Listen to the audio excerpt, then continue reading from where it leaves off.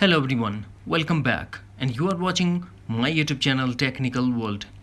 Today in this video I'm going to show you how to use YouTube music in background and how to play YouTube in lock screen as well in iPhone and iPad and any iOS version.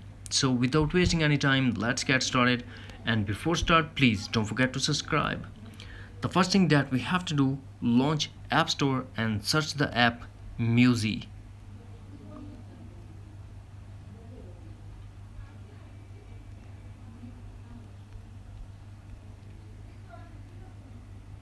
Tap on search.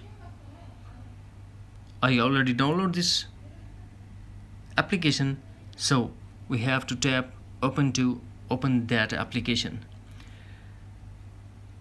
This application server is connected to YouTube. You can find every video available on YouTube here in this application. Now tap on search and search any video. I'm going to type music, tap on search,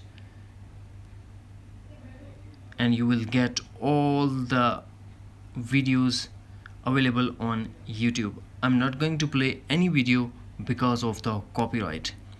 You will enjoy this application.